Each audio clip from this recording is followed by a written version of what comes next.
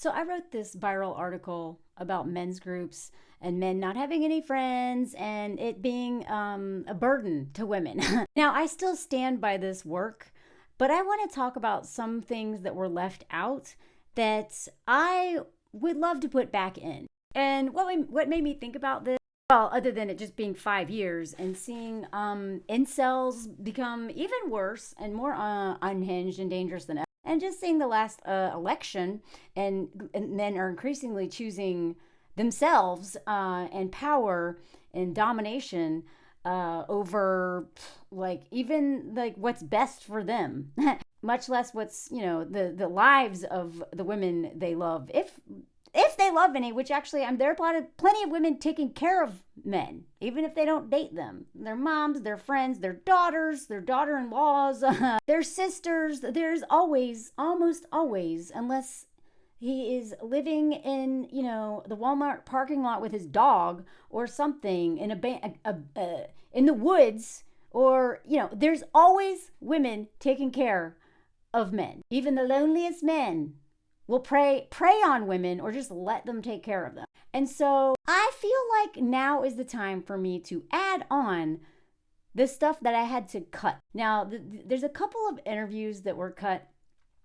They made it through the first rounds of editing, but it ended up being cut just purely for a word count issue. This essay was like 7,000 words at first, which is crazy. But it was like 6 months of research. So...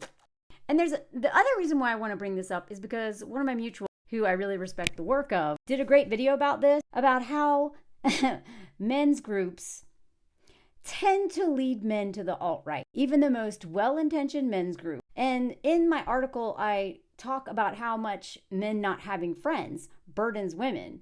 And then the second half of the article is some solutions, because I prefer to not just talk about the problem. I often like to give hope or solutions or both or something other than just being like, this sucks, right?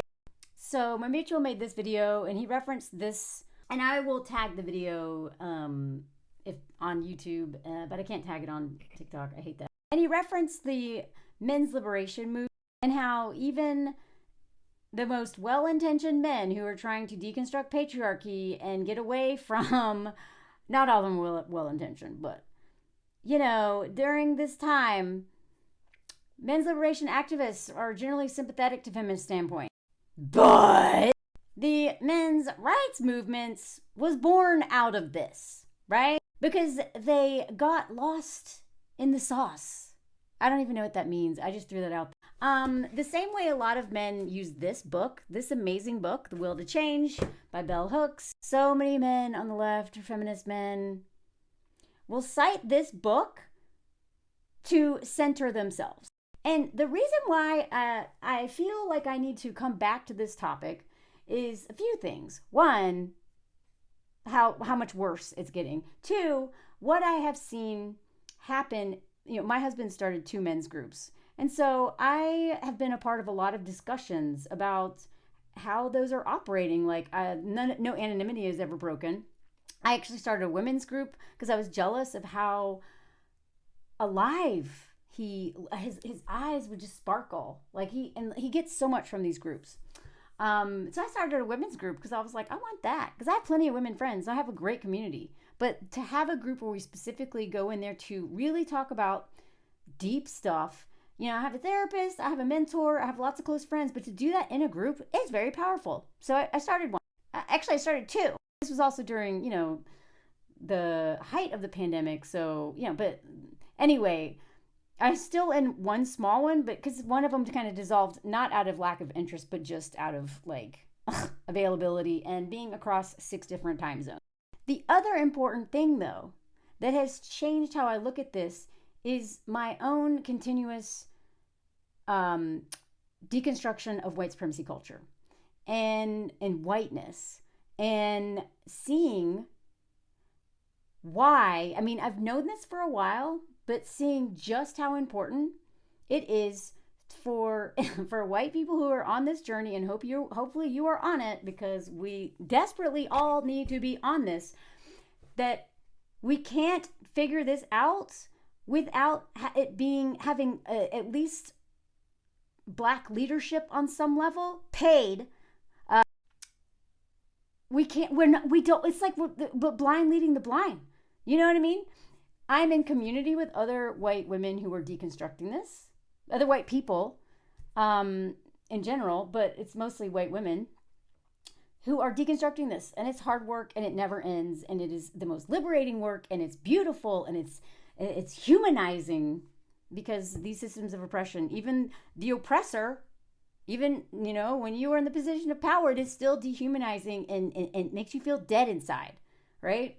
So it's a beautiful journey. It is hard, amazing, beautiful work, necessary work, right? And I would be lost.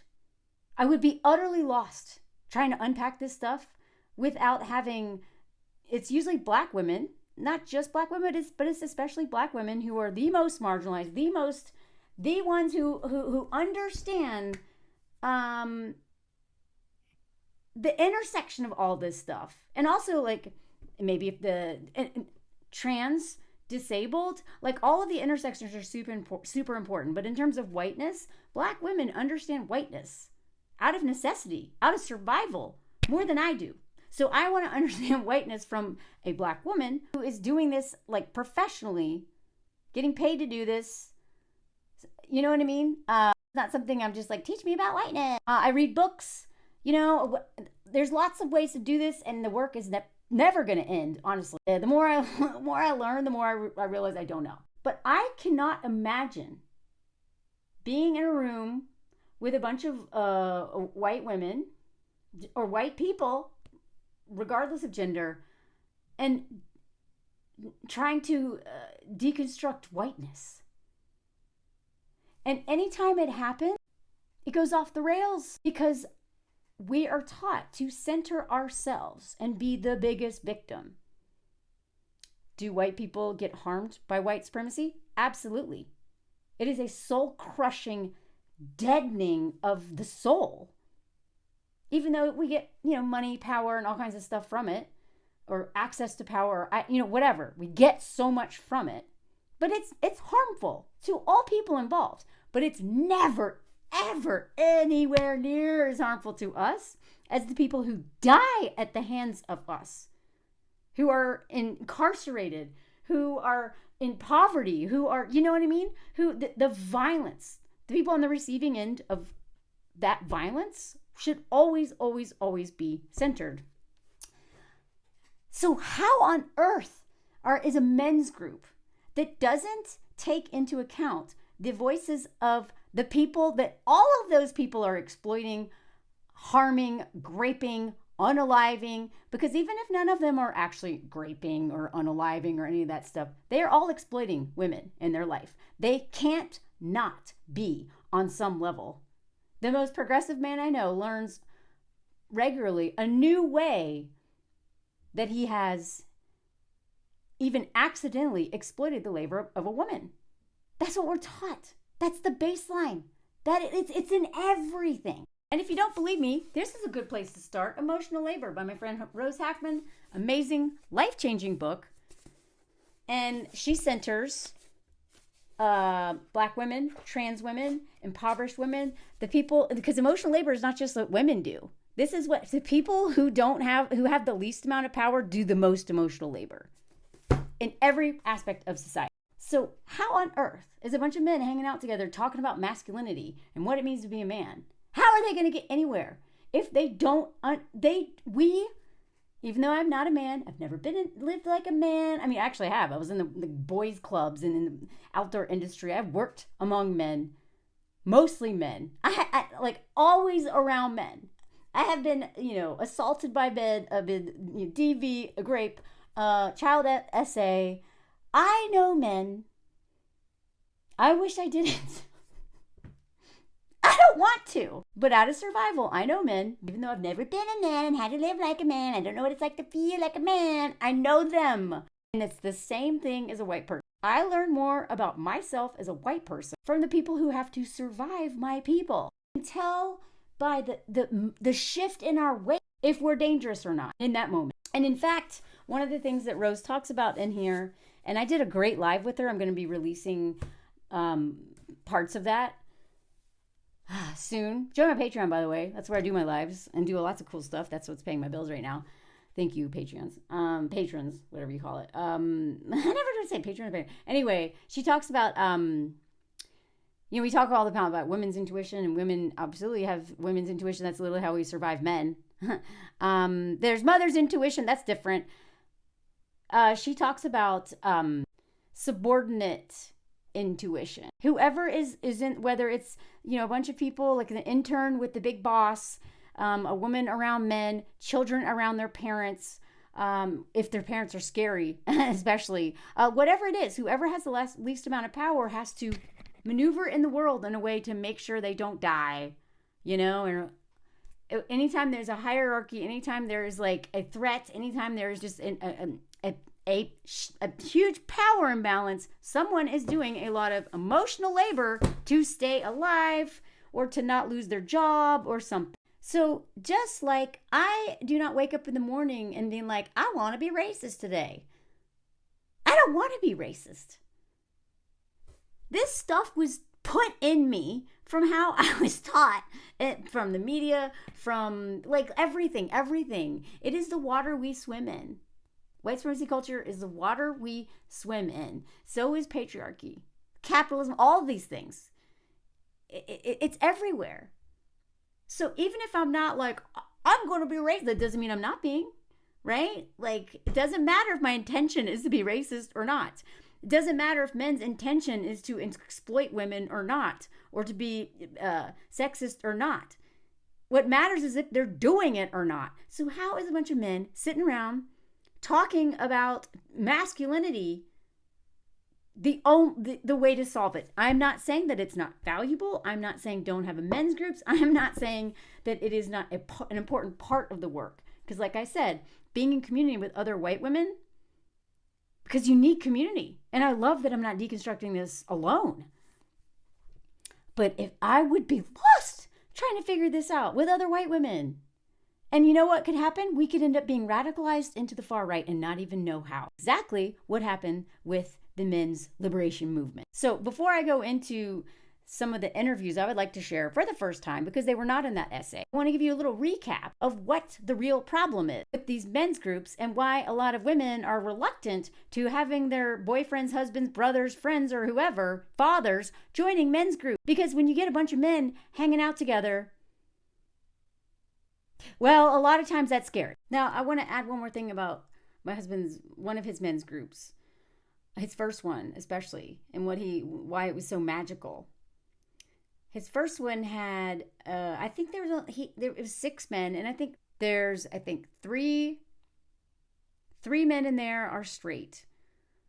They're from multiple countries. One of them is a gay man. One of them is a bisexual man. One of them is a trans man. One of them's French. One of them's American, I think. Whatever. They're from all over, but it's diverse. So the magic of that group is that just having a trans man in that group already had someone in the group with a deep lived experience, understanding of what it's like to be socialized as a woman, right? So that trans man understands everybody more than anyone else in that room, having to perform gender to survive until finally being able to, exist in the gender that they were born. You know what I mean? So it wasn't like a very straight, white, male-centered, cishet male-centered group. It was very diverse. So there was going to be more honest conversations about things based on lived experiences alone, right? Then there's the other men's group had less diversity just because of like opportunity and interest, honestly. Yeah, it's hard to find men who want to do this work. There's a lot of them out there, but it's hard for them to find each other. You know what I mean? And that one was different in that like most of them are married or have are fathers, like whatever. So what I love is that he's in community with so many different men who are living in different realities, come from different backgrounds, have different, lived experiences. Him and I are child free, right? But he learns a lot from the fathers in his group. So whatever, he learns a lot from all these men, right? But a lot of these men's groups may not have that kind of diversity. And the more, I swear to God, in the last few years, I've done videos on this, there's so many there's so many men who are exploiting this lonely male crisis, which is really, it is a loneliness crisis, but it's really a male entitlement crisis.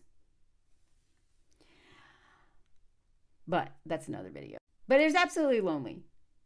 But there's also a lonely women's crisis, because there's a lot of women dying alone in relationships with men who hate them and ignore them. So I'd argue it's lonelier being in a relationship, a bad one, than being totally alone. So the point is though, there's so many men's groups that are popping up. Some of them are like, I get people, they reach out to me all the time because they read my freaking article. So many men have reached out to me, and I like the idea of what they're, but the first thing I want to ask is, are there any women in your organization that are teaching you about patriarchy? How much do you know about patriarchy? How much are you talking about patriarchy? Because I don't care how much you talk about masculinity if you're not talking about patriarchy and the violence of it and the system of oppression and the internalized patriarchy. None of your men are going to get anywhere. Like, they might get somewhere, but they're going to hit a wall because they're not dealing with the heart of it. You can't talk about men's loneliness or masculinity or toxic masculinity or any of that stuff if you don't involve patriarchy and the fact that it conditions men to be violent and to exploit the labor of all the people they have power over, which is usually women and children. And if they're not interested in letting go of that power, good luck. You're going to feel alone the rest of your life because you can't love someone you're exploiting. And for women, you aren't being loved by somebody that is exploiting you. That is not love. It's something else. Codependency, whatever. If you were someone's mother in every single way, and you are being taken advantage of and you're invisible to them, you don't love them. You're like,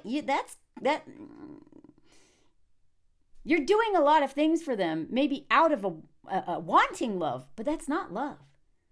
Love is supposed to be liberating, not oppressing. So before I tell you some of these quotes, one is from a woman and one is from a man, about some of the warnings about men's groups. So where did this all come from? The men's liberation movement developed mostly among heterosexual middle-class men. They don't say white men here, but I'm guessing it was a lot of white men. Maybe not. But yeah, given how much, most things are not intersectional in the beginning. If men are anything like white women, then probably weren't thinking about how white men are socialized differently. And there's a lot of more different, like, very racist tropes around masculinity when it comes to white people and black people. For black women, there's all kinds of super racist tropes. There's like a bunch. Same thing with black men, where white men do not suffer from those same tropes. So anyway, here's a little history. Came in out in the 60s and 70s out of, all of these movements. And this was the thing that my mutual was talking about, Liberation Journal, discuss the negative effects of stereotypes of male sex roles. It led to formation of conferences, conscious raising groups, men's centers, other reasons. Of course, the male liberation movement is a single self-conscious liberal feminist movement dissolved during the late 70s. So that didn't take long. And by the early 1980s, the members of the male liberation movement had fully split into two entities. One that placed greater emphasis on the cost of male gender roles to men than the cost of male gender roles to women. So here, this is the Anti-Defamation League. They actually give a much better description of what white men appear to be particularly drawn to MRA, their internalized victim mentality. This is what they have in common with white women. This is what white women are holding everyone back, is those of us who will have to center ourselves as the victims and everything and never, ever, ever, ever want to admit that we're also the oppressors too. This is why we're stuck. But they do that partly because it aligns with their claim that feminism has eroded the social and political capital. They lost power. Now, the root of most of our problems is actually capitalism that makes all of these systems of oppression thrive. But they want to blame women because they won't deal with their entitlement. MRIs of an offshoot of this men's liberation movement, a social movement formed in the 60s as a response to the second wave feminism. The men's believes in freeing men from the traditional roles and understandings of masculinity. Yay, we love that. Conventional gender roles were understood as harmful to both men and women. And if women are forced to stay at home, then men are forced to out of it. Exactly. It's like it cut men off from their families, their children, and it made women held hostage by our grandpas and everyone older than them. If women's value was childbearing and rearing, men's value was solely in the ability to provide. Most of that was just money. So then the men who were like poor got even more screwed. Sociologists believe the issues that the traditional notions of masculinity are toxic and outdated to men's rights activism in the same way that traditional notions of femininity are to feminism. But in the 1970s, men's rights group branched out from the men's liberation movement because of this major ideological disagreements about the nature of masculinity. Men's liberation groups advocated for destigmatization of non-traditional expression of masculinity.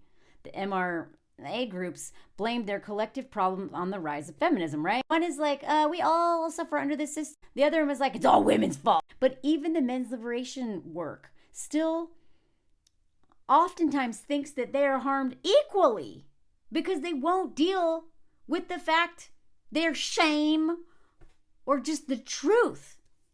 This is a lot of times this is what's blocking white women from doing this work, is we don't want to deal with the shame of knowing what our ancestors did, with the things that we benefited from because of what our ancestors did, what we have done, how we participate, how we uphold this system. We don't want to look at it because it feels bad. That's why they won't do it.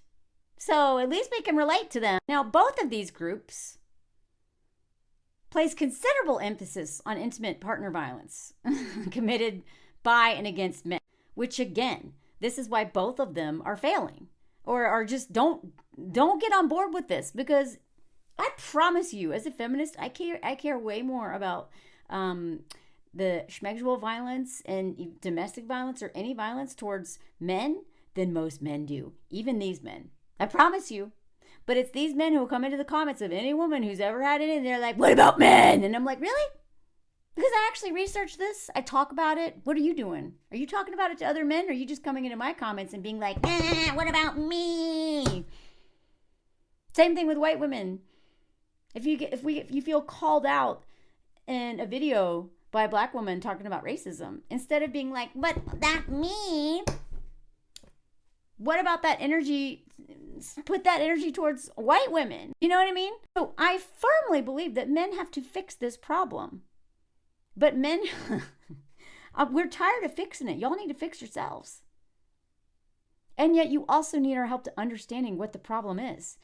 But I say to that, pay us. You know what I mean? Pay us. You can pay us outright. You can pay us in watch hours and support. You can join our Patreons. You can comment, share. You can do all kinds of stuff.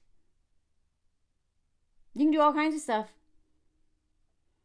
But just not involving deconstructing patriarchy in whatever work you're trying to do to, redefine masculinity, it's going to fall flat on its face. The only reason why I believe that Anthony is doing so well in his men's group is because at the same time of doing this work, not only in his men's group where he has a place to deal with this stuff, he's also out in the community. He is doing this in his everyday life. He doesn't laugh at men's jokes. He doesn't, you know what I mean? Like I've done videos, I can give more examples later on. But he watches all my videos and he reads the comments and he listens to the stories of thousands of women you can't not see it if you actually just listen to the stories, right? That's why most of the books I read, most of the people I follow, Black women, Black, Indigenous, other women of color, disabled women, trans folks, either gender. That's how I'm going to learn. I read fiction, and educate myself. But just talking to white people about trying to learn from white people about racism. What is that going to do? I can be in community, deconstruct it, teach, learn, all kinds of stuff. But my work involves centering the people who are being harmed by my group. So men are not interested in that. A lot of them are not interested in that. especially because they have such close emotional relationships with the very people they're harming the most. You know, you can't. I mean, even if they don't date women, it's really hard to sit with the fact that you probably exploit the crap out of your mom. Or even your own daughter. You know what I mean? So now I want to add a couple things. You know what? I can keep looking. There's so many things that did not get in this article. Let me know if you want more things, because seriously, I did so much research on this and so much of it had to get cut just because I had an amazing editor. Amazing editor. Nobody would have read it if I had included everything I wanted to include. So there's one woman, she was 55 at the time, so I guess she's 60 now. She said her father attended men's groups for 15 years with no benefit to the family because he was unable to connect with the men in an honest way. All that navel gazing with other men who were probably as unhealthy as him gave him even more license to justify his selfish, destructive behavior. She says, adding that her mother saw his men's groups as somewhere he would go to spend time with anyone but her. And y'all know, and this is the thing, is I've done so much work since I wrote this because I didn't understand fully all the ways that men escape their families and screw over their partners. I have learned so much in the last 5 years, and y'all know I've done a lot of videos on men's hobbies and how they often choose very expensive hobbies and very time-consuming hobbies. And so they have all these male friends, but they're not actually connecting on a deep level with a lot of these men. They're going out and golfing or drinking or going into, concerts with them or watching sports. But they're not eyeball to eyeball talking about feeling, being afraid of their cancer diagnosis and all kinds of stuff. A lot of times those men will only talk to women about it. And some of them, I also interviewed a lot of schmegs workers. That was also in here. That was cut for word count. Y'all, this could be a whole book. The amount of schmegs workers who men went to for just someone to talk to because they don't feel safe with other men, but they also don't take any chances being vulnerable with other men because they understand how violent men are, and they also don't want to, whatever. A lot of reasons behind it. So they'll go to schmegs workers to talk about the brain cancer diagnosis. One lady, she said, literally showed up and is like, I just got diagnosed with brain cancer. And she's like, God, I'd just so much rather give a BJ than talk about this. Oh my God, I'm not a paid therapist. But, she does what she's got to do. Some of them went there to complain about their wives. You know what I mean? So then there's a man who chimed in on this. So I try to find those interviews if y'all want me to. Let me know. So Carl, he was 63 at the time, so he's 68 now, from Colorado. He recalls he's been in men's groups for a long time, but it took him a while to find one that was actually helpful. He recalls his first one, do-it-yourself men's group in Fairbanks, Alaska, where the men did not have much depth, insight, or personal growth.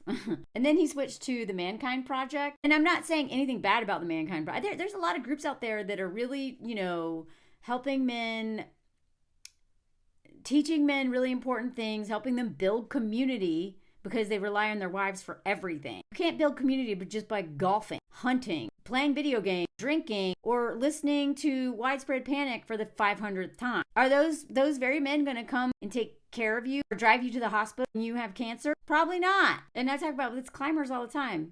When I was a big climber and had a lot of climbing guys. Every time one of those male climbers got injured, not a single one of those men would go visit them or help them.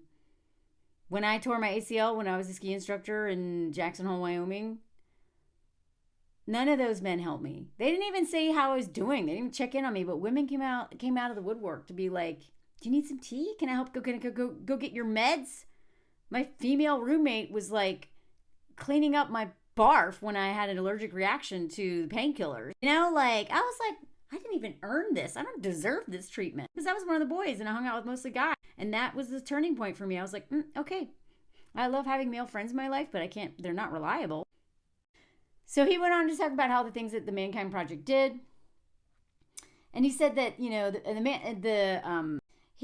said that, they have, they want to try to understand the Western, modern masculinity and how harmful it is and all that stuff. But the main goal is for men to learn how to be full, complete human beings and take care of their own needs, but without limiting the ability of others to take care of theirs. And that is one of the things that I don't care how progressive a men's group is.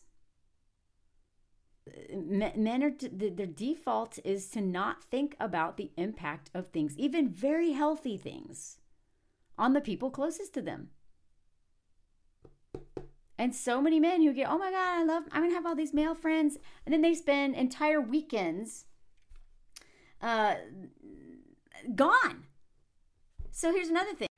This whole paragraph was cut, and I wish it wasn't now. Understandably, men getting together in the name of empowerment, especially with the rise of incels in the alt-right group taking hold in the U.S., could raise eyebrows. In fact, groups like incels or involuntary often promote violence against women out of sexual frustration. I don't even know that. Admits that at first there was a lot of eye rolling from his wife after he threw himself a little too much into his men's group, even the healthier ones, at her expense. Returning from long weekends hyped up and insensitive to her needs. That's what he caught himself doing. And thank God that he had a wife who called him out for it, because otherwise this would have caused more resentment and caused more harm in the relationship. And then what's the point of even doing all this? It took him a few years at this men's group to develop enough emotional literacy to understand the impact of his actions. That groups like the Mankind Project and others aren't trying to empower men at the expense of women. I used to rely on relationships with women to help me with my needs for closeness and intimacy, but now I've learned how to take care of myself. Our goal is to help men be vulnerable, authentic, fearless, and strong, each as needed and as is appropriate. In doing so, he explains, men become better partners to their wives. Now I'm able to head off and do my thing, do my due diligence at home before I leave, and be much more attentive and available once I'm back from my men's time. So if men aren't doing this when they're out there bonding with their men and making male friends, you are sabotaging all your work. There's a learning curve. You're not going to do it perfect. There's going to be a lot of pushback and hard conversations because women are going to be annoyed if all of a sudden you found this new thing and instead of spending time out like hunting or whatever it is men do, golf. There's literally golf widows. They have terms for this because women are so abandoned by men being selfish and using all of the spare time in the couple to go hang out with men. But it's not bonding. It is not sewing the social fabric. It is just having fun, wasting time and money, escapism. It's all this stuff. And there's nothing wrong with having fun. But these men will still spend all that time with other men and have no friends. No real friends. No men that they can talk to, that they can process their relationships with so they don't say stuff to their wives that they first should have processed with a close friend who will call them on their crap and give good advice, or a therapist or whatever. They don't have men that will help when they need help. It is too much for one person to hold everything for someone else. That's why women are realizing that was literally one of the number one criterias because I wrote this article because the man I was dating, I broke up with him because of this. I realized, oh my God, I don't ever want to date a man who doesn't have close friends again because this is awful.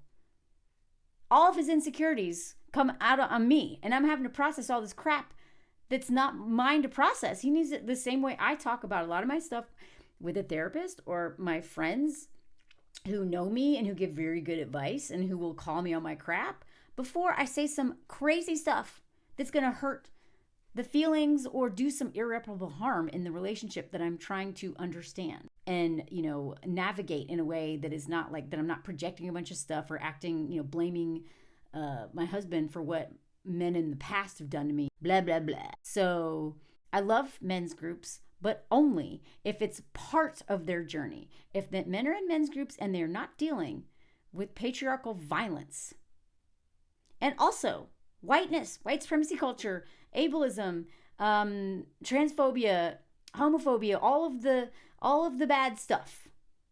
if they're not dealing with that, it's still going to fall short. But please don't stop at reading this book. Amazing book. But a lot of men will use this beautiful book to then be like, yeah, patriarchy hurts us just as much. And then they're on the way to the freaking all right. Everything sends men to the all right.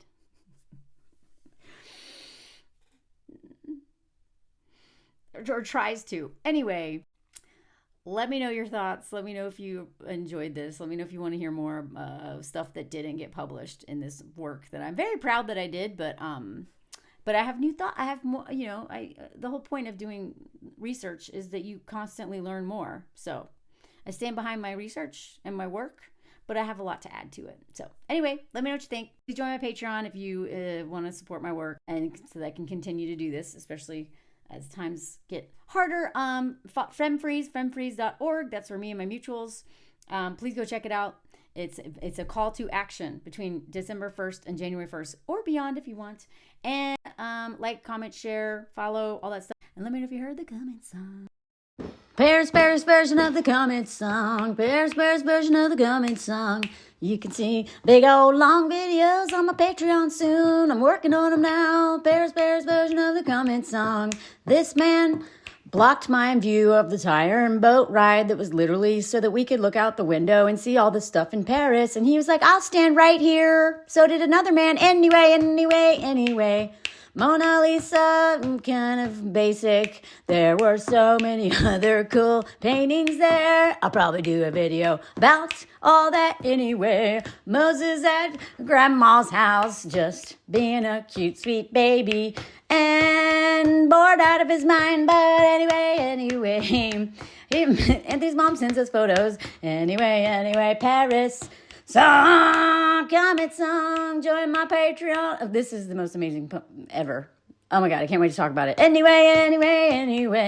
Patreon, I'm going to share a ton of Paris stuff over there. But I've been playing tour guide, translator, and family member all at the same time, and I'm exhausted. Anyway, Mona Lisa, there she is, behind a bulletproof glass case. You can throw soup on her. Someone even did a cream pie. Anyway, nothing gets to this basic bitch comment song. If you're new here, I do this all the time. It's random, but it's fun. Did you hear the basic bitch comment song?